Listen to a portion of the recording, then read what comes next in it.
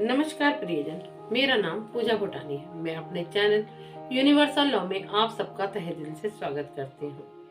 प्रियजन, जब हम आकाश की तरफ रात के समय निहारते हैं तो हमें अनगिनत तारे टिमटिमाते हुए नजर आते हैं और उनको टिमटिमाते हुए देखते हुए हमारा मन प्रसन्नचित्त हो जाता है। हमें बहुत ही आनंद मिलता है। वैसे तो आकाश में बहुत सारे तारे हैं, परंतु एक विशेष तारा जिसकी पीछे की कथा भी विशेष है, आज मैं उस तारे के बारे में आपको वर्णन करती हूँ। तो चलिए इस अनेक तारों में से विशेष तारा यानी कि ध्रुव तारा, इसकी कथा क्या हम श्रवण करते हैं। इस कथा को श्रवण करने के लिए चलिए मेरे साथ मेरी यूनिवर्सल लॉ की दुनिया में। नंदिनी नंदित मेदिनी विश्व विनोदिनी नंदनुते गिरिवर विंध्य शिरोदिनी वासिनी। पौराणिक ग्रंथों के अनुसार एक राजा जिसका नाम उत्तानपाद था, वह ब्रह्मा जी के मानस पुत्र मनु के पुत्र थे। उनकी दो रानियां थीं। एक का नाम था सुनीति और एक का नाम सुरुचि। जो सुनीति थी उसका एक पुत्र था जिसका नाम ध्रुव था, और जो सुरुचि थी उसका एक पुत्र था जिसका नाम उत्तम था। राजा अपने दोनों पुत्रों से समान स्नेह करते थे, परंतु उनका रुझान अपनी दूसरी रानी यानी सुरुचि पर ज्यादा था। राजा उत्तानपाद अपना ज्यादातर समय अपनी रानी सुरुचि के साथ व्यतीत करते थे और उत्तम के साथ ही खेला कूदा करते थे। रानी सुनीति ध्रुव को और उत्तम को समान स्नेह करती थी, परंतु सुरुचि केवल अपने पुत्र उत्तम को ही प्रेम करती थी और उसे ही स्नेह करती थी। उसे न रानी सुनीति पसंद थी और न ही पुत्र ध्रुव पसंद था। वह यही चाहती थी कि केवल राजा के उत्तानपाद के साथ केवल वह सुशोभित हो और उनका पुत्र उत्तम ही रहे। एक समय की बात है, राजा उत्तानपाद अपने सिंहासन पर बैठे हुए थे। तब उनका पुत्र उत्तम आकर उनकी गोदी पर बैठ गया और खेलने लगा। तब वहां पर ध्रुव खेलते कूदते अपने राजमहल पर पहुंचा, जहां पर उनके पिता उत्तम को अपनी गोदी में लिए बैठे हुए थे और खेल रहे थे। तब बालक ध्रुव का मन भी अपने पिता की गोद में बैठने का हुआ और वह जाके अपने पिता की गोद में बैठ गया। ध्रुव को राजा की गोदी में बैठा देख छोटी रानी बहुत ही क्रोधित हो गई। ये बात उसे बिल्कुल भी बर्दाश्त न हुई। तब उसने क्रोध पूर्वक ध्रुव को राजा की गोदी से नीचे उतार दिया और बोला कि तुम और तुम्हारी माँ इस लायक नहीं है कि वे राजा उत्तानपाद के साथ समय व्यतीत कर सके। अगर तुम्हें राजा की गोदी में बैठना था तो तुम्हें मेरी कोख से जन्म लेना था। तुम दोनों ही इस लायक नहीं हो कि तुम राजा के साथ अपना समय व्यतीत कर सको और उनका प्रेम और स्नेह प्राप्त कर सको। और इस तरह और भी अन्य कटु वचन जो रानी सुरुचि ने बालक ध्रुव को बोली, जिससे बालक ध्रुव का मन बहुत ही विचलित हुआ और वह अंदर से बहुत ही निराश हो गए। राजा उत्तानपाद उस समय इस दृश्य को देखते रहे, परंतु वह रानी सुरुचि के मुंह में इतने थे कि उन्होंने इस बात पर बिल्कुल भी ध्यान नहीं दिया कि बालक ध्रुव पर इस बात का क्या प्रभाव पड़ रहा है। तब बालक ध्रुव अपनी छोटी माता सुरुचि के कुवचनों को सुनकर बहुत ही निराश हुए और रोते रोते अपनी माँ सुनीति के पास आए। तब उन्होंने अपनी माँ सुनीति को सारा विवरण सुनाया। बालक ध्रुव की बातों को सुनकर रानी सुनीति का हृदय भी बहुत ही विचलित हुआ, परंतु उन्होंने अपने धैर्य को बांधते हुए अपने ज्ञान का प्रदर्शन करते हुए अपने बालक ध्रुव को बोला कि तुम माता सुरुचि की बातों को दिल से मत लो, हमें और अपना कोई भी क्रोध उन पर व्यक्त मत करो। अगर तुम्हें पिता की गोद में बैठना है तो तुम उस परम पिता की गोद में बैठो जिसने इस जगत का निर्माण किया है, जो कण कण में व्याप्त है और हर प्राणी उसका बालक है। तुम्हें अगर बैठना है तो उस परम पिता की गोद में बैठो। तुम्हारे जो दादा मनु थे, उन्होंने भी उन भगवान जी की तपस्या करके ही इस लोक में अलौकिक सुख को भोगा और अंत में वैकुंठ लोक को प्राप्त हुए। तुम भी उस परम पिता का ध्यान करो और उनका स्नेह प्राप्त करो। तब ध्रुव ने अपनी माता से इसके बारे में विस्तार से पूछा। तब उनकी माता ने कहा कि तुम अपनी भक्ति से अब भगवान को प्रसन्न करो और उनकी गोद में बैठने का प्रयास करो।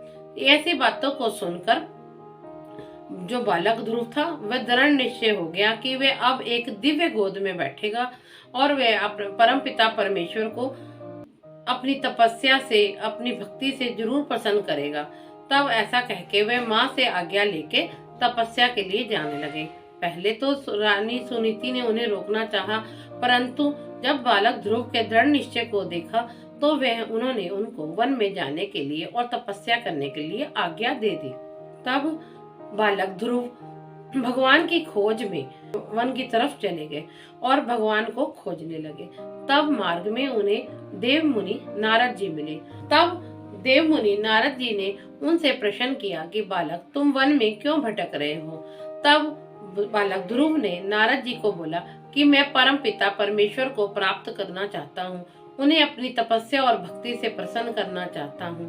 तब नारद जी ने कहा, ये डगर आसान नहीं है, इसके लिए तो बहुत ही कठिन तपस्या करनी पड़ती है और बहुत सी ही तप करना पड़ता है। परंतु बालक अपने निश्चय पे अडिग था।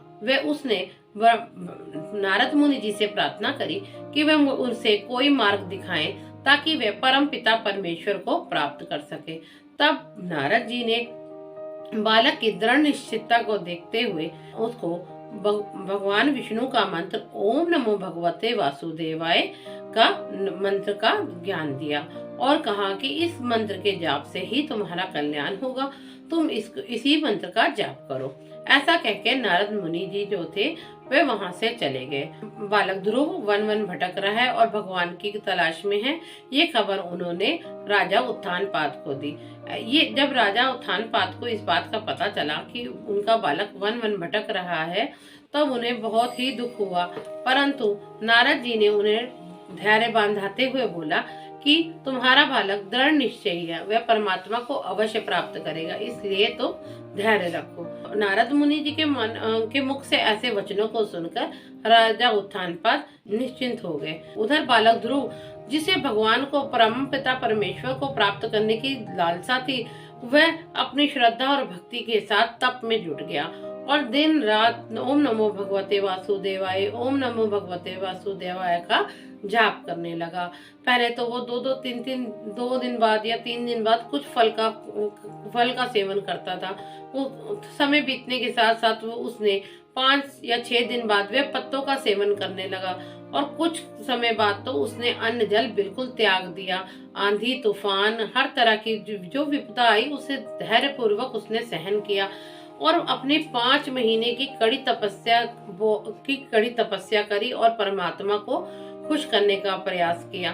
5 महीने बाद जो बालक ध्रुव था वो अपने एक अंगूठे के भार पे खड़ा होकर तपस्या करने लगा और चारों तरफ हाहाकार मच गया। देवी देवता हर तरफ उसकी तपस्या का जो प्रचंड गर्मी थी और जो तेज था वह देवताओं को भी विचलित करने लगा और वह भी डरने लगे बालक ध्रुव की भक्ति को देखकर।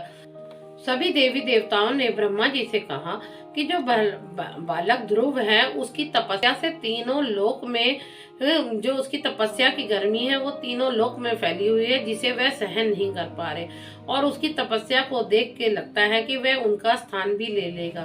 तब ब्रह्मा जी ने अन्य देवी देवताओं को आश्वासन दिया कि बालक ध्रुव बिल्कुल निश्चल है और बहुत ही साफ हृदय का है। उसका मन देवताओं के स्थान को प्राप्त करना नहीं बल्कि परम पिता परमेश्वर को, इस सृष्टि को चलाने वाले भगवान को प्राप्त करना है। तब वह बालक ध्रुव के पास आए और उनसे उसकी बोला कि वह उसकी तपस्या से प्रसन्न है, कि तुम जो चाहो वह मुझसे मांग सकते हो, मैं तुम्हारी तपस्या से अत्यंत प्रसन्न हूँ। तब बालक ध्रुव ने बोला कि मैं अपने पिता की गोद में बैठना चाहता था, खेलना चाहता था, परंतु मेरी माँ सुरुचि ने मुझे उनकी गोद से उतार दिया और मुझे बहुत ही कटु वचन बोले। तब मेरी माँ सुनीति ने मुझे बताया कि मेरे पिताजी की गोद से विशाल इस परम पिता परमेश्वर की गोद है और तुम्हें उस गोद को प्राप्त करने के लिए प्रयास करना चाहिए। अपनी माता के वचनों को श्रवण करके और उनके वचनों पर विश्वास करके ही मैंने तपस्या करी है, ताकि मैं उस परम पिता परमेश्वर की गोद में बैठ सकूं।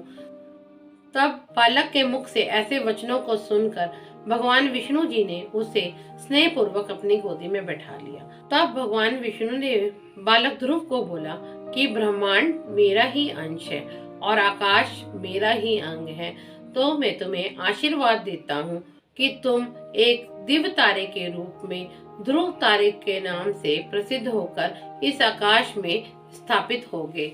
लोग तुम्हें ध्रुव तारे के नाम से जानेंगे। भगवान विष्णु ने बोला कि जब तक ये सृष्टि रहेगी तब तक तुम इस आकाश में ध्रुव तारे के नाम से टिमटिमाते रहोगे और सप्त ऋषि भी तुम्हारे चारों तरफ भ्रमण करते रहेंगे। तुम इस सृष्टि में सदा अमर और अजर रहोगे। परंतु अभी तुम बालक स्वरूप हो, अभी तुम अपने राज्य में वापस जाओ। कुछ समय बाद तुम्हारे पिताजी तुम्हें अपना राजपाट सौंपकर वैकुंठ को चले जाएंगे। इस तरह भगवान विष्णु जी के मुख से ऐसे वचनों को सुनकर बालक ध्रुव अपने राज्य की तरफ वापस चले गए और उनके पिताजी ने कुछ समय बाद अपना राज्य बालक ध्रुव को सौंप दिया। तब 36,000 वर्षों तक बालक ध्रुव ने उस राज्य पे राज किया और अंत में वे ध्रुव तारे के रूप में आकाश में स्थापित हुए। इस कहानी का श्रवण करने के बाद हमें ये शिक्षा मिलती है कि इस संसार में अगर हमें कोई ईर्ष्यावश अगर हमारे साथ कुछ गलत करता है तो भी हमें उसके ऊपर अपना क्रोध व्यक्त नहीं करना चाहिए, क्योंकि इस संसार में सबसे बड़ी शक्ति जो है वो परमात्मा की शक्ति है और हमें अब उस परमात्मा की शक्ति पर विश्वास करना चाहिए। तो प्रियजन, हम सब भी ओम नमो भगवते वासुदेवाय का मंत्र का जाप करते हैं और भगवान विष्णु जी की विशेष कृपा प्राप्त करते हैं। तो प्रियजन, अब इसके साथ मैं अपनी कथा को यही विश्राम देती हूँ। अगर आपको मेरी ये कथा पसंद आती है तो इसे लाइक कीजिए, शेयर कीजिए। अगर आपको ये मेरा चैनल पसंद आता है तो इसे सब्सक्राइब कीजिए और बेल आइकन बटन को दबाइए, ताकि मेरी आने वाली अन्य वीडियो की नोटिफिकेशन आपको पहले ही मिल सके। अगर आप मुझसे किसी अन्य कथा का श्रवण करना चाहते हैं तो प्लीज मुझे कमेंट बॉक्स में जरूर लीजिए। इसी के साथ ओम नमो भगवते वासुदेवाय नमः। भगवान विष्णु जी की कृपा आप सब पर बनी रहे। नंदिनी नंदिता